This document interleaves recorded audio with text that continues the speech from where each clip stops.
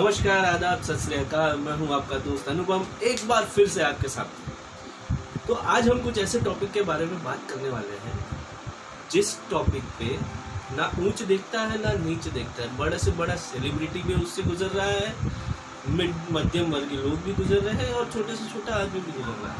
मतलब कि हर दूसरा आदमी इस प्रॉब्लम को डील कर रहा है। आज 20th सेंचुरी कहा जाता है कि हम 20th सेंचुरी में हैं, पर 20th सेंचुरी बहुत आगे बढ़ चुकी है मेरे दोस्त। क्या हम उस हिसाब से चल रहे हैं? बिल्कुल नहीं चल रहे हम उस हिसाब से। भाई कभी सोचा है क्या कि आजकल की हमारी ये लाइफ कितनी बिजी है, कितना टेंशन है, कितने स्ट्रेस है, किस चीज़ में। हमको सब जगह आगे बढ़ना है, हमको ये करना है, हमको वो करना है। ग्रीड है हमारे दिल में, वो ग्रिड की वजह से हम ये सब कुछ पाल के चल रहे हैं आजकल। जिंदगी में, लाइफ में 3 पड़ाव हैं मेजर: बचपन, जवानी और बुढ़ापा। बुढ़ापे के बाद तो सबको मरना ही है मेरे भाई। समझ रहे हैं आप? तो ये जो जिंदगी के 3 पड़ाव हैं, हम उसको क्यों अच्छे से ना जिए? हम उसको क्यों इन सारी चीज़ों में डाल देते हैं? टेंशन में, स्ट्रेस में, डिप्रेशन में आ जाते हैं, एंजाइटी में आ जाते हैं। और उसका रिजल्ट क्या होता है? एक जो आज हर न्यूज़पेपर में, हर चैनल में, सोशल मीडिया पे छाया हुआ है। जो सेलिब्रिटी कर रहे हैं, जो स्टूडेंट्स कर रहे हैं, जो शादीशुदा कपल्स कर रहा है, ये सारी चीज़ें क्या? सुसाइड। और उसका मूलभूत कारण क्या है? डिप्रेशन, एंजाइटी, स्ट्रेस, टेंशन, ये सारी चीज़ें। और ये सारी चीज़ें हम पाल रहे हैं। और क्यों पाल रहे हैं? पर किस चीज़ के लिए? उसका मूलभूत कारण भी है। उसका मूलभूत कारण है आपकी सोच। आपकी सोच की वजह से ये सारी चीज़ें आ रही हैं। वो सोच जो बचपन से ही ऐसी हो गई है, जो बिलीफ, सोच से आया बिलीफ, और वो बिलीफ की वजह से आप डिप्रेशन, एंजाइटी, ये वो वगैरह वगैरह वगैरह वगैरह में आप पढ़ चुके हो। और उसका एक रिजल्ट आ रहा है आजकल, सुसाइड। बेस्ट है, कुछ मत करो, बढ़िया है सुसाइड। मैं तो सुसाइड कर लेता हूँ, मर जाता हूँ, और बस सारी रिस्पॉन्सिबिलिटी से छुटकारा, है ना? हम यही करना चाहते हैं। हम फेस नहीं करना चाहते, हम फाइट नहीं करना चाहते। पर क्यों? हम ऐसा क्यों कर रहे हैं?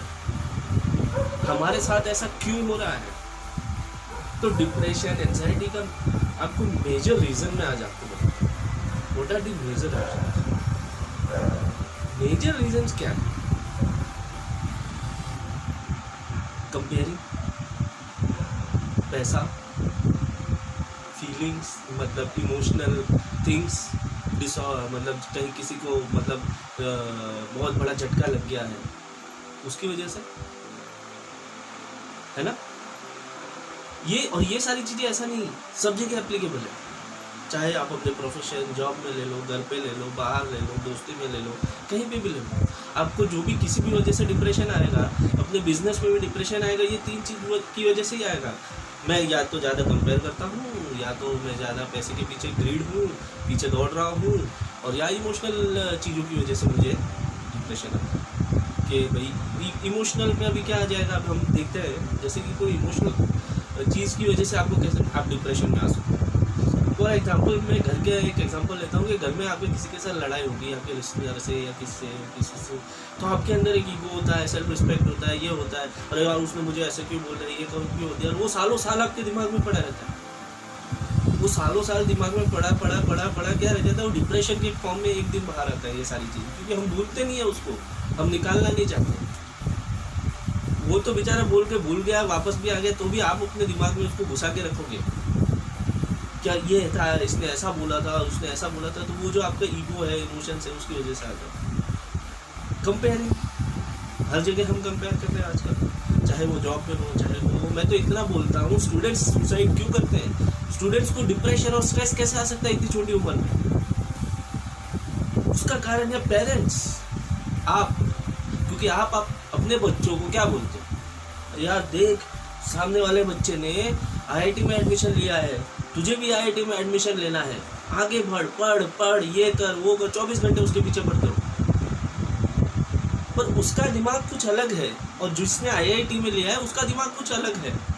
भगवान ने इसको कुछ खूबियाँ उसके हिसाब से दी है, भगवान ने उसको कुछ खूबियाँ उसके हिसाब से दी है। क्या हर बंदा आईआईटी में अपीयर करने वाला सिलेक्ट होता है? मैं आपसे पूछना चाहूँगा आज, नहीं है ना? तो फिर फालतू में हम इतना स्ट्रेस क्यों कर रहे हैं यार उसको? वो स्ट्रेस की वजह से जब वो एग्जाम में फेल होकर आता है तो उसके अंदर माइंड में इतना सारी चीज़ें चलने लगती है कि वो ब्लॉक हो जाता है, आगे का उसको ब्लैंक हो जाता है कि मैं क्या करूँ आगे। और ऐसे ना करने वाले स्टेप शायद उठा लेते हैं। तो ऐसा क्यों करें हम क्यों उसके अंदर का टैलेंट ना जाने? हम क्यों एक ही वे में थिंक कर रहे हैं कि उसके बच्चे ने ऐसा किया तो मेरा बच्चा भी ऐसा करना चाहिए, उसका बच्चा अच्छी स्कूल में पढ़ता है तो मेरा बच्चा भी अच्छी स्कूल में पढ़ना चाहिए। मैं आपको इतना बता देता हूँ कि अच्छी स्कूल में नहीं पढ़ने वाले भी लोग आज बहुत अच्छी पोस्ट पे है, बहुत बड़ी बड़ी पोस्ट पे है। मैं फॉर एग्जाम्पल बताना चाहता हूँ, ड्वेन जॉनसन माहिर रूप से नाम से जाने जाते हैं द रॉक।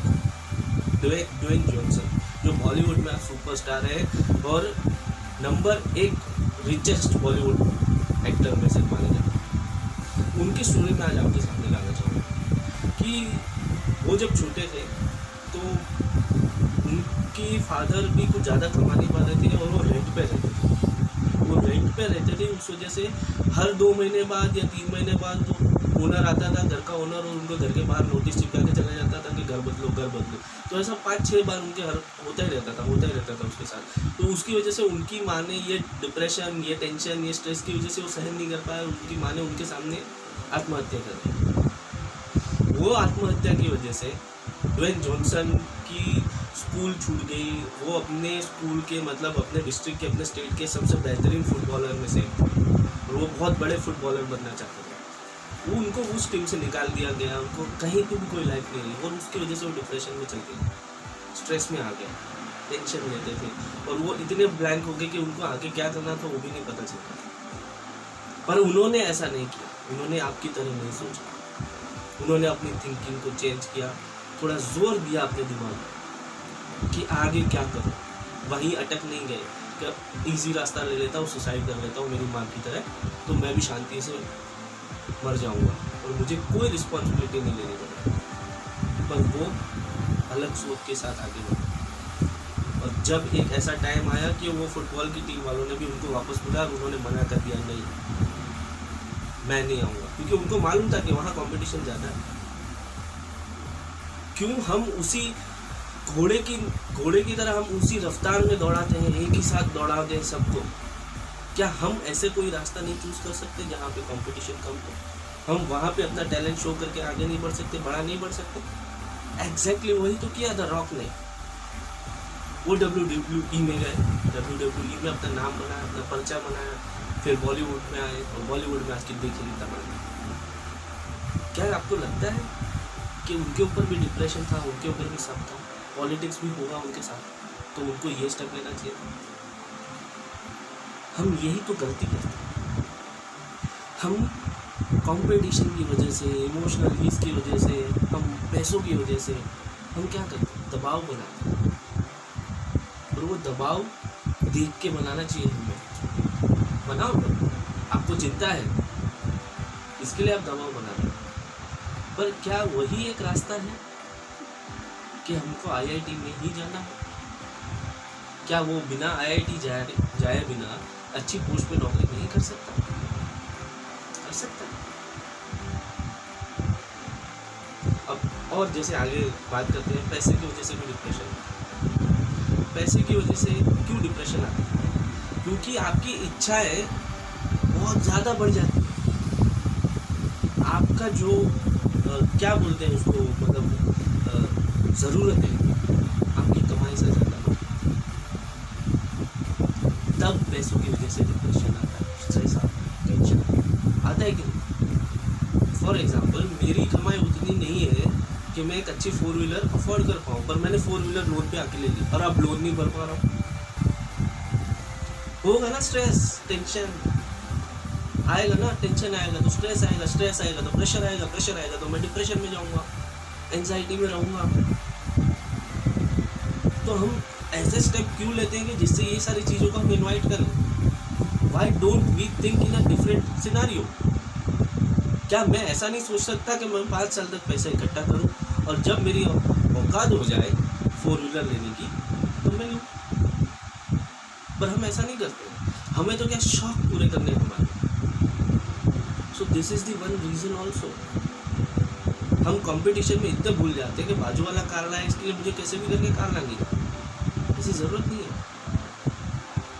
ज़रूरत उसी को बोले जो जीने के लिए आपको हेल्प करे, वो आपकी ज़रूरत है। समझ रहे हैं आप मेरी बात को? जी हाँ। तो ये सारी चीज़ें डिप्रेशन, स्ट्रेस क्रिएट करती है। ये सारी चीज़ें आपको एक ऐसे रास्ते की ओर ले जाती है कि जो ज़िंदगी में कभी नहीं लेना चाहिए। एक ऐसा कमज़ोर आदमी बना देती है कि आपको ऐसे स्टेप लेने पड़ते हैं। पर क्यों हम ऐसे क्यों स्टेप लें? हमारे पास दूसरे और बहुत सारे रास्ते, हम उस पर क्यों ना जाएं? आप मेरे को बताओ, क्या हम एक रास्ते से जा रहे हैं, वो रास्ता ब्लॉक है, तो हम क्या दूसरे रास्ते से घूम के नहीं जा सकते?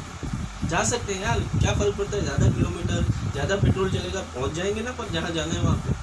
हम क्यों हमेशा शॉर्टकट ही लें? पॉलिटिक्स में आके ऐसा कहते हैं, अरे पॉलिटिक्स में आपके ऊपर कितना भी दबाव बना है, कोई भी पॉलिटिक्स करे आपके साथ, टाइम है आपके पास, टाइम हर चीज़ बदल देता है। हम उसको क्यों फेस नहीं करते? हम उस स्ट्रेस को क्यों फेस नहीं करते? हम उस डिप्रेशन को क्यों फेस नहीं करते? उसके साथ क्यों नहीं जीते कि भाई मैं तुझे एक दिन हराऊंगा? क्योंकि टाइम जैसे बढ़ता है, बदलता है, सब बदलता है। Nothing is temporary in life. मैं एक और यहाँ पे इम्पोर्टेंट चीज़ आपको बताना चाहूँगा कि कोई भी चीज़ आपकी ज़िंदगी में टेम्पररी है, मतलब परमानेंट कोई भी चीज़ नहीं है आपकी ज़िंदगी में। ना वो खुशी है, ना वो दुख है, ना ऐसी सारी चीज़ें, डिप्रेशन है। तो हम क्यों सिर्फ उसके सामने हार जाएं? अगर खुशी आज है तो कल दुख भी आएगा, और आज दुख है तो कल सुख भी आएगा। कुछ भी परमानेंट नहीं है आपकी लाइफ में। और टाइम एक ऐसी दवा है जो हर चीज़ बदल देता है। टाइम तो एक बहाना है, पर मैं कहता हूँ आपकी थिंकिंग चेंज करो। Change your thinking, change your programmable software inside your mind. जी हाँ, क्या होता है, हम जब छोटे बच्चे रहते हैं तभी हमारे दिमाग में डाला हुआ रहता है, ये हमारा बिलीफ बन जाता है। कैसे बन जाता है?